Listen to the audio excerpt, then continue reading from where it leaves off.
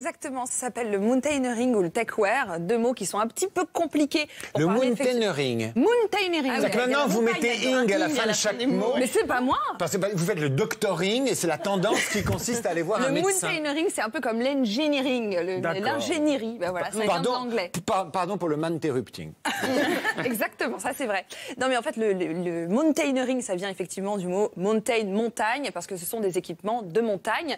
Et en fait, c'est cette tendance des gens qui s'habillent un petit peu comme ça, avec des sangles absolument partout, des chaînes, des matières improbables. Mais on passe pas les contrôles avec ça dans les... Mais si, il faut tout enlever, ça fait gling-gling, et puis peut-être que ça passe pas le portique, mais on finit par prendre son avion.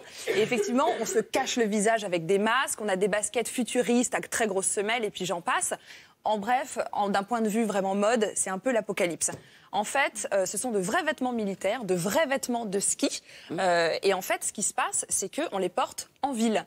Donc il y a clairement une esthétique qui fait référence aux expéditions polaires et au grand froid. Sauf que là où c'est intéressant, c'est que ceux qui les portent, ils s'abillent pas comme ça pour aller gravir l'Everest. Ils les mettent pour boire un coup en terrasse, en fait. C'est vraiment un vêtement avec la tempête qui nous tombe dessus. Là, c'est vraiment... N'est-ce pas ? Est-ce que ce n'est pas à propos ?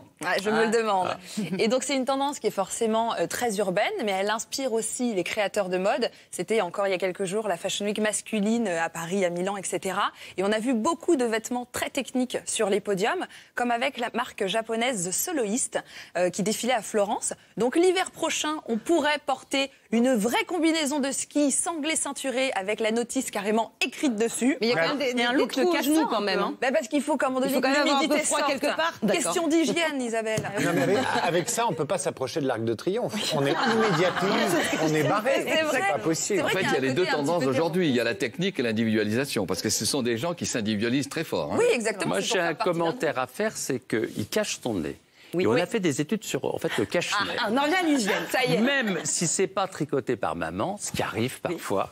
En fait, c'est très bien d'en porter un parce que, en fait, les rhinovirus, tout ce qu'on attrape, se multiplient beaucoup plus à 33 degrés et nos défenses immunitaires sont moins réactives à 33. Si on met un cache-nez, eh bien, tout simplement, notre système immunitaire est plus efficace et on se défend mieux contre les virus. Il y a encore une bonne raison de se mettre au techwear. Et donc, toujours la marque The Soloist. Et de multiplier les techniques. Voilà. Oui, les techniques, notamment du vêtement. Il y avait un autre look aussi de la marque The Soloist, un petit peu improbable, version chic. C'est-à-dire que là, la combinaison est carrément en PVC déperlant, avec une veste de costume, avec les rebords un peu satinés, voilà, pour aller à un mariage. C'est un smoking, effectivement. Tout est oversize à chaque fois. Tout est très oversize. Tout est très, très grand. Il y a d'autres marques maintenant qui se lancent sur le secteur du vêtement technique ou qui sont là depuis longtemps mais qui sont reprises par les branchés, comme Patagonia ou Columbia. C'était un peu la marque des préparateurs de commandes ou des randonneurs. Et en fait, maintenant, ce sont des marques qui sont complètement reprises par les jeunes générations et par les hipsters et les branchés fans de techwear. On peut aussi parler de Stone Island. Alors, c'est une marque italienne qu'on voit beaucoup en ce moment. Il y a aussi, voilà, ils sont là, ils tirent un petit peu la tronche, mais ils sont très contents de porter des vêtements très techniques. C'est très sérieux, les lignes sont dures, etc. Il y a aussi Y3, c'est une ligne Adidas, mais qui est imaginée par le designer japonais Yohji Yamamoto, qui a été un peu l'un des pionniers de la tendance techwear.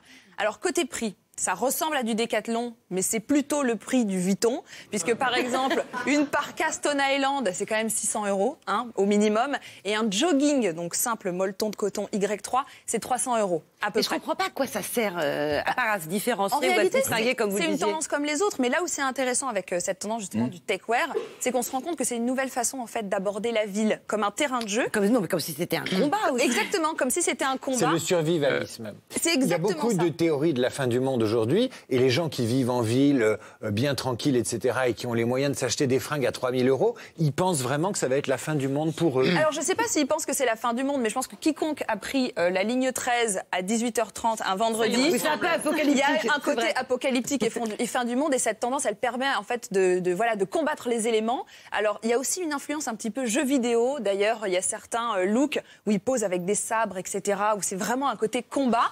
Sauf que maintenant, le sabre a été remplacé par un parapluie. C'est quand même plus pratique pour la ville. C'est plus sympathique. Il y a un bon point, parce que je vois tous ces pantalons pour les messieurs, ils sont amples. Oui. Et c'est bien parce que quand on porte des jeans serrés, Vous savez, les testicules doivent être 1 degré en dessous de la température du corps. Mais alors, Pour pas que ça se c'est une réchauffe. meuble très unisexe. Et là, c'est bien, c'est que ça permet de garder la température plus fraîche. J'adore et ce qui est votre bon geste pour la des mains. fertilité.